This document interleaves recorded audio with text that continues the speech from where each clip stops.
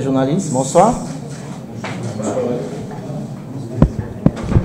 Vous avez devant vous des représentants du collectif des avocats de M.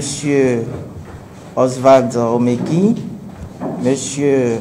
Olivier Bokor et M. Dieudonné Thévoïdret, qui ont tenu à faire ce point de presse pour situer l'opinion publique nationale et internationale sur des faits qui se sont déroulés dans la nuit du 23 au 24 septembre 2024 et qui n'ont laissé personne indifférente.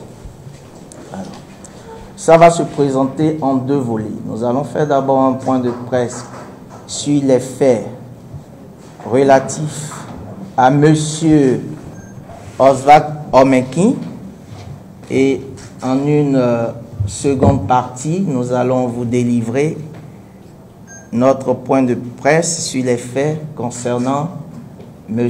Olivier Bokor. Je précise en une première partie M. Oswald Omeki et M. Dieudonné Thévoïdret. Point de presse sur l'interpellation de M. Oswald Omeki et M.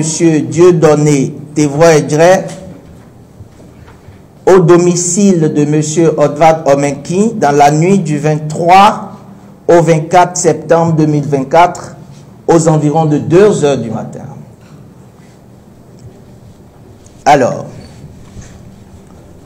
dans la nuit du 23 au 24 septembre 2024, aux environs de 2 heures du matin, les éléments de la brigade criminelle d'Agbangandan ont fait irruption au domicile de M. Oswald Omeki, qui s'y trouvait avec M. Dieudonné Thévoïdret. Il s'y a de préciser que les deux personnalités sont connues, amies de longue date. Alors, une fois dans la concession, les policiers sous les ordres du commandant de la dite brigade, présents sur les lieux également, se sont directement dirigés vers l'un des véhicules de M. Omeki en stationnement dans son garage. Ils ont procédé à la perquisition du dit véhicule et y ont découvert des numéraires qu'ils ont saisis.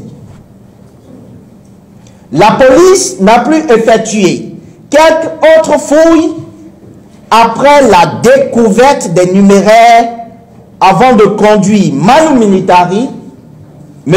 Omeki et M. Thévoïdret dans les locaux de la brigade criminelle d'Agbangandan.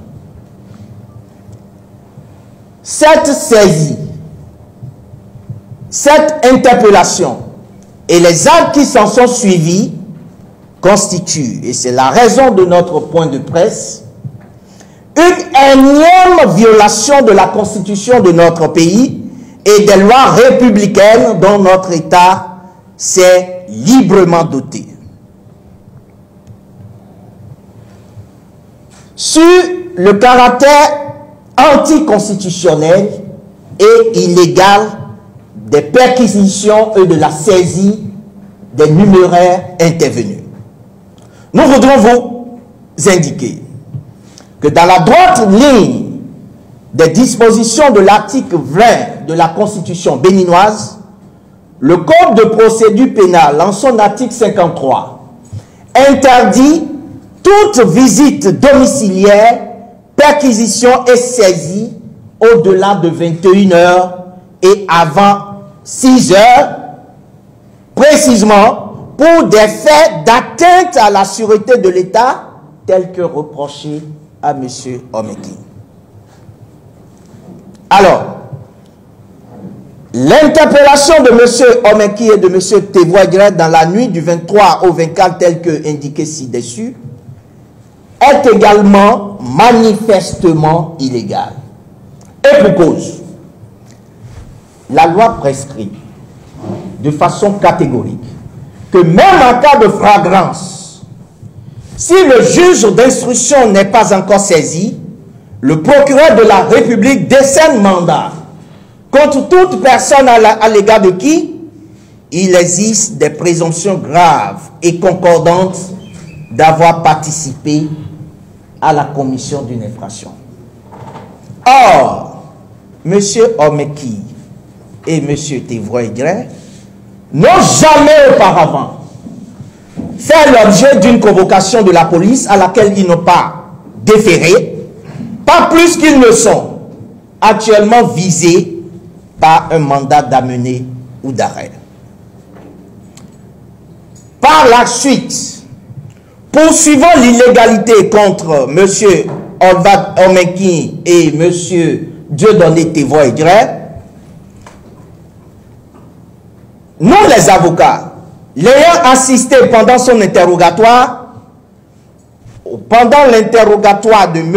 Omeki, il convient de préciser, vous saurez pourquoi par la suite, ont été empêchés de le rencontrer après la notification de sa garde à vue, nonobstant nos démarches à l'endroit du procureur spécial près la Cour spéciale de répression des infractions économiques et du terrorisme.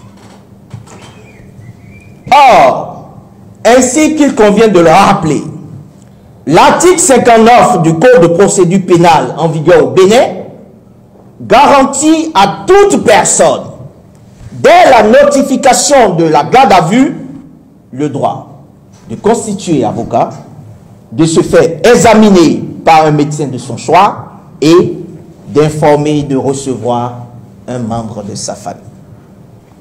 Il importe de rappeler à cet égard que dans le contexte devenu très préoccupant de l'état de droit au Bénin, au moyen d'un communiqué en date du 20 août 2024 rendu public dans le cadre de l'enlèvement de M. Steve Amoussou, le bâtonnier de l'ordre des avocats du Bénin a indiqué ce qui suit. S'il est admis que, dans un état de droit, nul n'est au-dessus de la loi et que toute violation y afférente mérite d'être réprimée, il est tout autant prescrit, voire exigé, que les modalités de poursuite et de répression des infractions y soient strictement conformes. Aussi, lorsque des indices graves et concordants conduisent l'autorité habilitée, en l'occurrence le procureur de la République, à décider de la mise en mouvement de l'action publique contre un citoyen, les principes généraux régissant la procédure pénale sont très précis en la matière. Le bâtonnier poursuit. Pour les besoins de la poursuite de l'infraction, les textes prescrivent que l'officier de police judiciaire adresse une convocation à la personne mise en cause.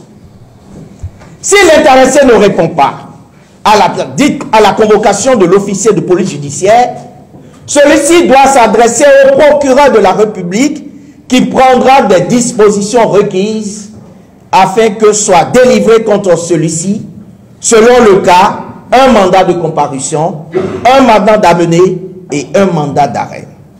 Fin de citation. Le bâtonnier de l'ordre des avocats rappelle enfin à cette même occasion, très opportunément, que l'ordre des avocats du Bénin, préoccupé par cette situation, invite les autorités de poursuite judiciaire à faire preuve de lucidité en se comportant comme de vrais professionnels uniquement guidés par le respect scrupuleux de nos lois pour la garantie de la démocratie et de l'état de droit. Dès à présent, face à ces actes pour le moins récurrents qui défient l'ordre constitutionnel établi et qui mettent en avant une image peu reluisante de notre cher pays, non, avocats de M. Oswald Omeki et Dieudonné Tevroy-Gray, en vertu des normes républicaines en vigueur. 1. Exigeons et nous entendons de soutenir la libération immédiate et sans condition de notre client Oswald Omeki et Dieudonné Thévoïdren. Appelons au respect des fondamentaux de notre République par tout citoyen chargé d'une fonction publique aux fins de la préservation de la paix, de l'état de droit et de la démocratie durable. Nous réservons le droit de saisir telle juridiction nationale, régionale et internationale ainsi qu'il appartiendra.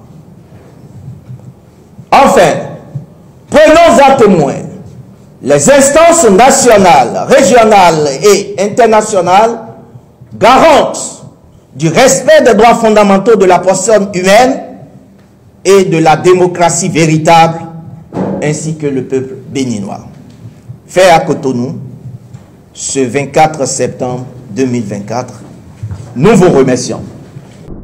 Pour refléter au mieux notre engagement envers les communautés au Bénin, en Afrique et dans le monde, votre plateforme média Reporter Bénin Monde embrasse une plus large vision et devient Reporter Média Monde.